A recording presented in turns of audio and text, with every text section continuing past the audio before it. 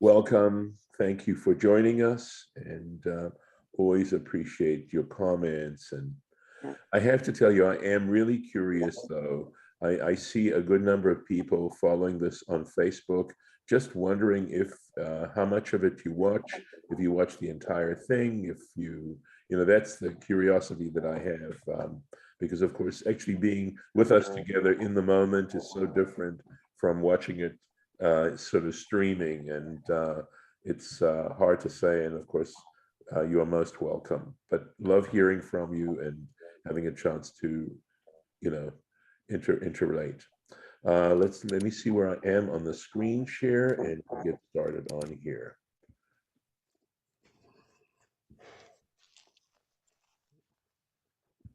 And we'll go ahead with our bracha. Baruch atah Adonai Eloheinu melech haolam asher kitshanu b'mitzvotav v'tzivanu la'asok b'divrei Torah. Amen. So again, yesterday we read perhaps one of the most important sections. I had so much information that is considered to be very foundational. And if you didn't see yesterday's session, please do check it out. So Moses is going on. And again, these early passages in Deuteronomy, Moses is trying to encourage us. Certainly he's encouraging the Israelites, but of course I really see this as literature. I see it as speaking to us now and trying to help us gain a perspective on reality. And I think literature does, in fact, do that. So, Hishamer lecha. So he's saying, be careful, right? Watch yourselves. Pen tishkach et Adonai Elohecha, lest you forget the Lord your God. Levil tishmor mitzvotav. As a consequence, you will not guard his commandments, umishpatav, and his statutes, the chukotav. I suppose we could say mishpatav, ordinances, chukotav, his statutes. So remember the difference between a mishpat and a chok, right? A mishpat would probably cover general laws that are there for the sake of the security of a community. And the chukim are those laws such as kashrut and Shabbat, which tend to be there simply in my understanding is there are opportunities for us to demonstrate our love of our supreme commander and our creator. So, Asher Anochi Mitzavcha Hayom, which I command you today. And by the way, there's this sense of Hayom, today, meaning that we should, even though we're reading this, how many millennia after these words were actually spoken, written, etc., that we should treat them as if they were just given today, that they're not out of date, they're not old, they're as relevant today as they ever were. I'm going to check and see there's no Rashi on any of these passages. Pen tochal v'savata. He is now, this is also very important elements of human nature. This is a real issue spiritually. Pen lest tochal v'savata. You eat and you are satisfied. Uvatim tovim tivneh. And you build good homes, beautiful homes. V'yashavta, and you dwell in those homes. Uvekarcha, and your cattle, uvetzoncha, and your sheep, your flocks, yirbiyun, multiply. V'chesef v'zahav, yirbelach, and silver and gold, you multiply for yourselves. You become very wealthy, right? You prosper. And of course, this is something that is lovely if people enjoy prosperity. B'chol asher lecha, and everything that you possess, yirbeh, multiplies. You have lots of. And here's what happens. V'ram levavecha, and your heart becomes haughty. V'shachachta, and you forget et Adonai Elohecha. You forget the Lord your God. You have to ask yourselves the question, has he nailed human psychology? Hamotziacha, who takes you out, Me'eretz Mitzrayim, from the land of Egypt, Beit Avadim, from the house of bondage. And again, on the very pshat level, we could say, the what have you done for me lately syndrome, that we realize that had we never left Egypt and were still slaves. But I also strongly, strongly feel that it is talking metaphorically and saying that Moses is telling them that by adopting the Torah and the values of the Torah, we can escape the slavery within ourselves. So that's going to happen because you become so prosperous and you have so many lovely things, right? And again, there are a lot of parenthetical phrases here, so we got to hold on to this original idea, right? Be careful in case you become prosperous and you then forget about God. And you start to gain a lot of confidence. So again, describing God, Hamolochecha Bamidbar Hagadol, who takes you in this great and awesome wilderness, Nachash, snakes, saraf, venomous serpents, va'akrav, scorpions, v'tzimaon, thirst, asher ein mayim, in that there is no water, hamotzi lecha mayim, who brings out water for you, mitzur hachalamish, from the flinty rock. Again, I feel this is speaking metaphorically, but this is talking about, remember, Moses is saying to them, don't forget what God has done for you and these amazing things. And of course, I think this ties in so beautifully with Heschel's concept of radical amazement. And that is that if you seriously and carefully think about the reality that surrounds us, how vast and great and awesome it really is, and the fact that we understand so little of it really, that we can understand it empirically, that is experientially on a certain level, but it hardly gives us a full understanding. All we really do is scratch the surface. And this awareness here, this, if we understand this metaphorically, how God is taking us through this wilderness. Hama'achilcha, man, who fed you manna, bamidbar, in the wilderness, asher lo yadun avotecha, which your ancestors never experienced, leman anotcha, in order to cause you hardship, uleman nasorcha, and we had this idea before, right? In order to test you, the heitivcha ba'acharitecha. This is really beautiful, right? In order to do well for you in your end, in the end. In other words, it's the very basis, as I've mentioned this a number of times before, my late mom's proverb, when is the beggar happy? When he finds the thing he lost, right? In other words, going through adversity is such a profound experience because it helps us appreciate stuff that we take for granted. So, and also to look at the adversity that we face with a different kind of heart and to have confidence that somehow or other it is all going to be for the best. And we know that there are stories in the Talmud and the Midrash, right, about Gamzu Latova. This too is for the good, and trying to have that. And I realize, this doesn't mean that one doesn't have to try, when you're empowered, to bring justice to a situation that you aren't, you don't have that responsibility.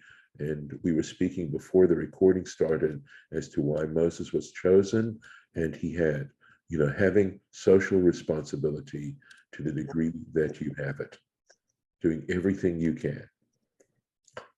So those are all parenthetical phrases, and this next sentence is following the sentence about lest you forget and your heart become haughty. Va'amarta bilvavecha, and you think in your hearts, right? You say to yourself, Kochi, my power, the otzam yadi, and the strength of my hand, asali et hachayil hazeh, has created all this strength, right? Forgive me, humanism.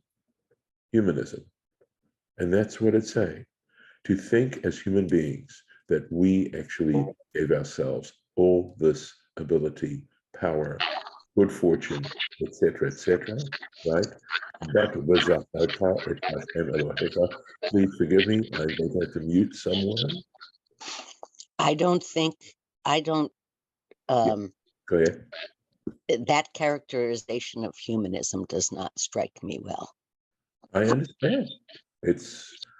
Well, my understanding of humanism is it's saying it's all up to human beings, that God doesn't exist. That's my understanding. Maybe we have different understandings. But to my understanding of humanism is saying that everything essentially, that the human being is the ultimate value in the world. And it's not just saying the idea of human beings being created in the divine image. It goes beyond that. It's a denial of any divine element in the world, in existence. I think choice. Sorry, Harlan, just unmute, please. Go ahead, unmute, please. I think choice comes in too. You can either do good or do bad. That's your choice. Moses is trying to say that. Yeah, but he's saying more than that. He is saying, what's so interesting is here in the Torah, right? We tend to think of agnosticism and atheism as being modern, as being relatively modern thinking, as part of modern thinking, and we think of, the idea of believing in a divine creator, something that's transcendent, as being old-fashioned and basically atavistic. And here we are in the Torah talking exactly about atheism. So Judith, I'm not trying to insult the humanistic values that clearly are there within Judaism. Maybe I should have said atheism. And believe me, I am, that if I don't want to say anything that is perceived as insulting, and if I need to be corrected, please feel free to correct me. Okay, but that's what he's talking about. V'zacharta, but you should remember, et Hashem Elokecha, the Lord your God, ki hu hanoten, that God is the one, hanoten lecha koach, who provides you with the strength, who empowers you, right, la'asot chaya, to be able to amass wealth. Laman hakim et bito, and also in order to establish his covenant, asher nishba la'avotecha, which he swore to your ancestors, kayom hazeh, like this day, as on this day. So, challenging words. Judith, please, I don't want to cut you off. If you want to add, please feel free. And if I understood. Well, I don't quite know, but you know how in some families you learn that you do not ask certain questions. We do not discuss this in our family, but Yes. nobody says that outright. Yes. My father told me that he became a rabbi in order to preach socialism from the pulpit. Yes. That is not what he ended up doing, but and he started studying in Boston with Soloveitchik, and Soloveitchik said, Hellman, go to New York. And he went to a non-denominational, it was JIR before it was HUCJIR. Right. So he's 75 years old when I asked him if he believes in God. And he said, well, if you'd asked me 5 years ago, I would have asked you to define your terms. Because 5 years ago, I was still a pulpit rabbi. But now that I'm retired, I will just say that I'm a humanist. And I believe in the part of the human spirit that sacrifices, that protects, that defends, that creates, that loves, that has values and purpose. And when I am praying and teaching and reading about God, that's what I'm talking about. Mhm. And that is, fairly humble position and speaks of values and intention. I have found that very useful to know because in being bar and bat mitzvah teacher for 30 years, I'm dealing with 12-year-olds who tell me, I don't believe in God, I believe in science. Mhm. And it forms the basis for a discussion of something bigger. It's so, our higher power, God, whichever version that we respond to or versions is, so much beyond us. The way that an adult has to speak to a 2-year-old, with that difference, the words have to be carefully done. The context has to deal with a 2-year-old mind, not an adult mind. Compared to that, how, different is our normal plane of existence from that of God? It just seems a very good place to start. And it may be that, you're talking about the Enlightenment and what humanism became. It may be a application or a branch of that is used to entrench atheism and anti-godness. It may be that it works the way you do, but I don't think that's what's essential to it. Or maybe I'm just responding to how valuable it was for me to hear this from my father, Right. who Okay, basically was a Talmudist. Yeah. Can I say something? go ahead. Thank you.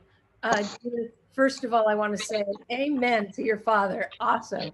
And I did look up humanism, and it's now defined as an outlook or system of thought attaching prime importance to human rather than divine or supernatural matters. Humanist beliefs stress the potential value and goodness of human beings, emphasize common human needs, and seek solely rational ways of solving human problems.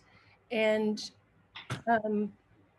with that, it seems like kindness and compassion and inclusion, all of those things, dialogue with each other, and it doesn't have to be in God speak, which is too broad. It brings it back to um, to supporting human values of goodness, compassion, loving kindness as we share Judaism with each other. That's my understanding also of what a humanist is. Thank you. I appreciate this. So I want to say something that supports, I want to give you a source that supports what both of you are saying. And that is one of my absolute favorite stories where Hillel is asked, what is the Torah? To teach Torah on one foot. And he says, what is hateful to you, don't do to your neighbor. The rest is commentary. And one thing we can notice in the context of this conversation is it doesn't say anything about God. Mm-hmm. It just says, so if we're talking about humanistic values, especially in the way that you defined it, Lisa, but also Judith, in how I understand, you're sharing what your late father was trying to emphasize. This is all consistent with, what is hateful to you, don't do to your neighbor.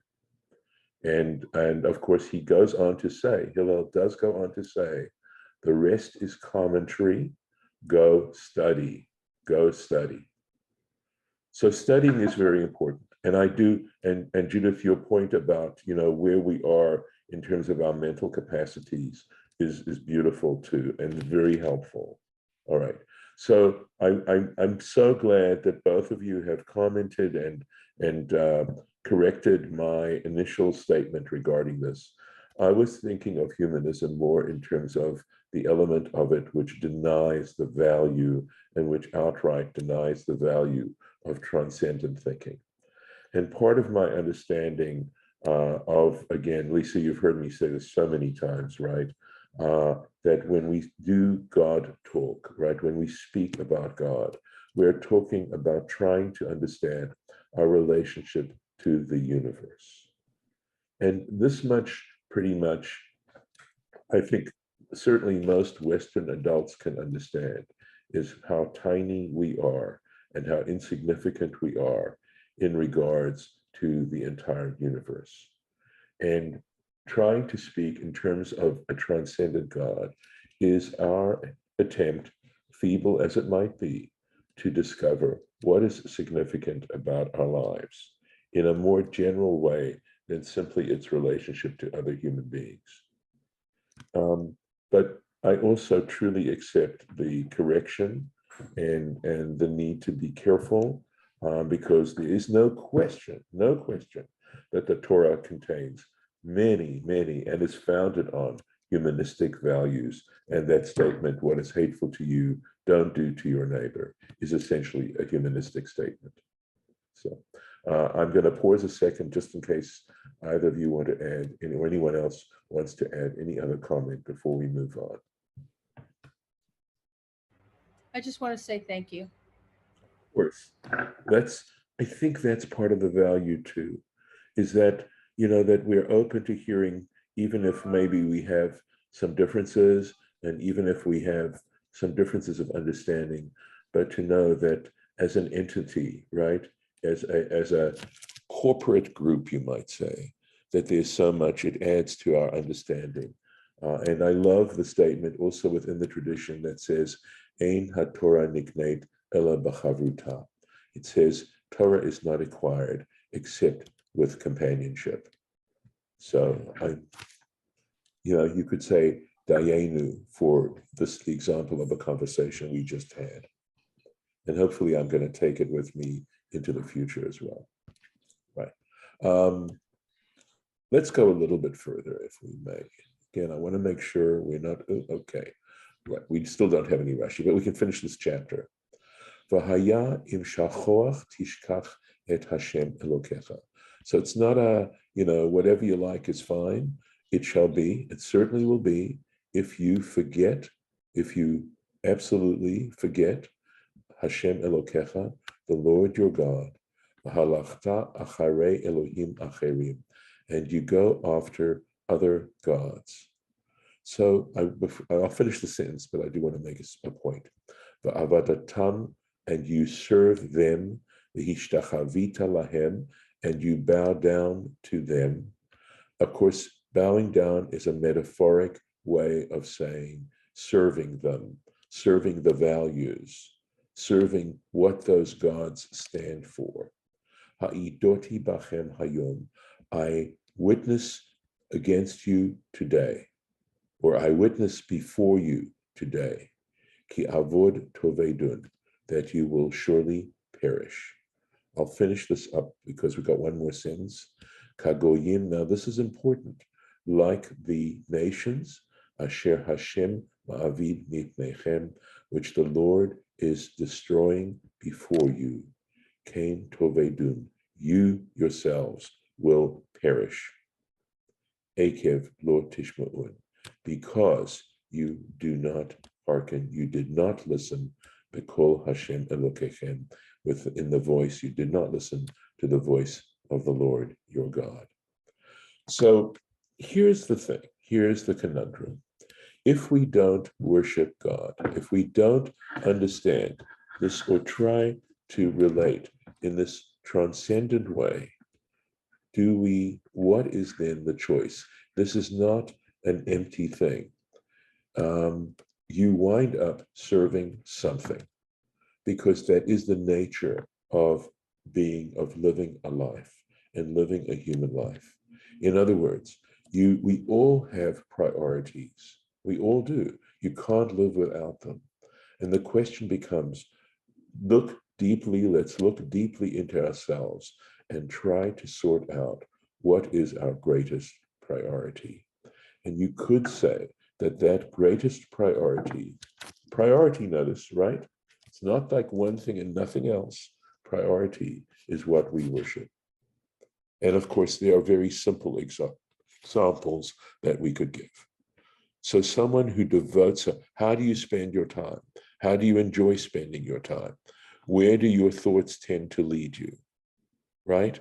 What is it that you want? Ask yourself these sorts of questions, right? And if in trying to understand what it is to relate to Adonai Elohecha, right? To see what significance there is in life in trying to relate in that way. And of course, I'm speaking in very broad terms because each one of us, with our own unique intelligence, our own unique talents and abilities, our own unique family histories and experiences, within that broad category, can find ways to do this. But I would say that as Jews, as members of the Jewish people, that the one function of those mitzvot, right, is something that can unite us, that brings us together. We are all, if you're in this class, you are saying to yourself, studying Torah is a priority. It may not be the greatest priority, but it is a priority. And I think that's an important point to make. And I'm going to stop right now, but I'll stop the share and also give you a chance to comment if you'd like. I've Yeah. got something. I was doing a search, and I come up with, we believe we believe in a God who inhabits this world and especially the human heart. God is the source of our generosity, sensitivity, and concern for the world around us. God is also the power within us that urges us towards self-fulfillment and ethical behavior. We find God when we look for meaning in the world, when we are motivated towards study, and when we work to realize the goals of morality and social justice. And I think a lot of the people in this group would say, oh, yeah, it's Reconstructionist.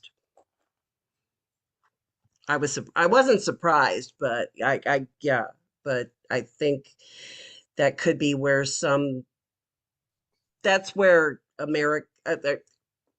American Jews who have had a certain level of social justice stuff and liberals, I guess. I don't know. But I thought that was quite interesting It because is. that's kind of what Judith and Lisa are saying is how they feel. And me, I know I'm more Reconstructionist than anything else whenever I take one of those quizzes. It's like, Right. So, of course, I want you to know, for the sake of transparency, my late mother loved Reconstructionism. Had she had anything, and of course, it was a philosophy developed by Mordecai Kaplan, right? And incidentally, Reconstructionism is an outgrowth of the left wing, you might say, of conservative Judaism. It represents the left wing. I don't have time right now to explain why I'm not satisfied with that, although it's Reconstructionism itself, by the way, has gone through various development in its history. It's relatively brief history, but that would have to be for another reason and another time. Okay. For So, transparency, I yes. must confess that for 14 years, starting in 1989, I was a chazan for a Reconstructionist synagogue. Yes. Makes sense, huh? It does, and it's understandable.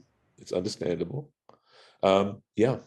The first rabbi I worked for, Bernie Raskus, conservative congregation, he and his wife were essentially Reconstructionists, even though the synagogue was not formally considered Reconstructionist.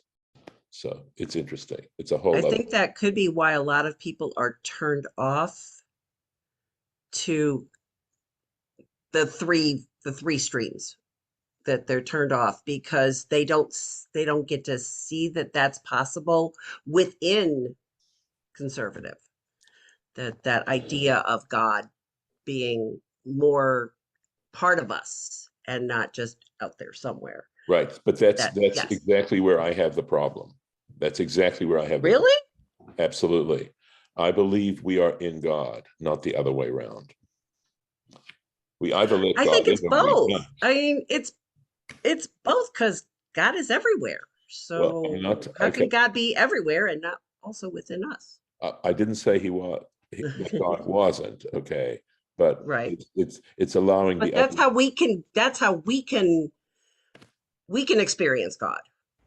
I'm going to let That's you. how we experience God is within ourselves and by the things we do because of our choices that we make. I So, won't go on. right. I'm going to have to Rabbi. let you end. Yes. Rabbi, I love that. I haven't ever heard you say that before. Thank you. What's that? I'm sorry. What did you not hear me say? I'm going to let you have the last word. Okay, about God, that we are in God. Yeah. Yeah. Okay. But to I be love to that. be continued. To be continued. Thank Okay. you. All right. Always. Take care. Of course. Take care. Bye bye. Have a minion. Oh, we Oh. do. Okay. I'm going to stop Not the anymore.